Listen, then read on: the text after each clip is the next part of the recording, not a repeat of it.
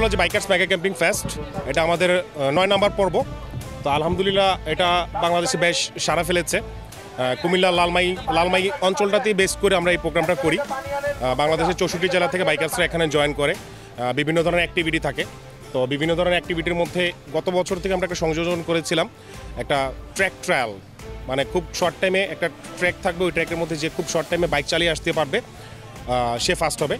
তো এই ধরনের একটা ট্র্যাক ট্রায়াল আমরা গত বছর চালু করেছিলাম, যেটা বেশ সাড়া ফেলেছে। তো এটা আজকে হলো যে সেকেন্ড সিজন, দ্বিতীয় বছরের পর্ব। তো আলহামদুলিল্লাহ এবছর আমরা বেশ সাড়া পেয়েছি, আর ট্র্যাকটা আমরা ডিফারেন্ট বানিয়েছি। আর আলহামদুলিল্লাহ আমরা বলতে পারি যে এটা বাংলাদেশের সবচেয়ে বেস্ট ট্র্যাক হয়েছে কুমিল্লার এই ট্র্যাক, ফিরেস্ট ট্র্যাক। বাইকারদেরকে একটা মিলন মেলা করতে।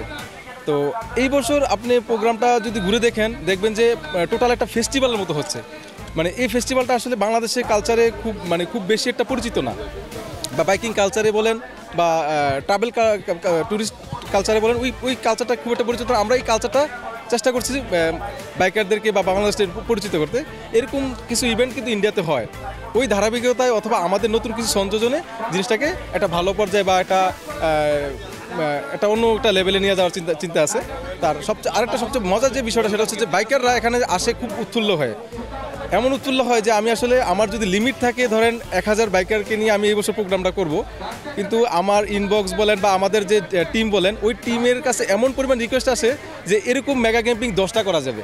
তো একই সাথে তো তাদেরকে আসলে একই সাথে একটা ইভেন্টে নিয়ে আসা যায় না। আমরা হয়তো পর্যায়ক্রমে কেউ যদি আসে, ধরেন সিজন 9-এ আসে, তাকে হয়তো বা সিজন 10-এ না নিয়ে এসে অন্য যেজন সুযোগ নেওয়া পেলো তাকে আমরা ইন করব।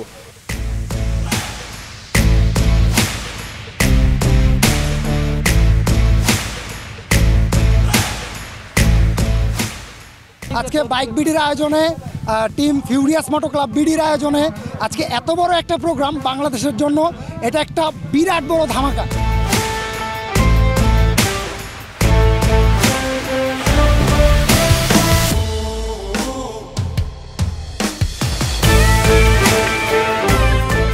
আসলে এখানে দূর দূরান্ত থেকে যখন বাইকাররা আসে তখন নিজেদের কাছে একটা ভালো লাগে। সব বাইকাররা মিলে যখন একসাথে আড্ডা দেওয়া হয়, রাতে এক বসে গান গাওয়া, সব কিছু মিলেই জিনিসটা আলহামদুলিল্লাহ ভালোই লাগে।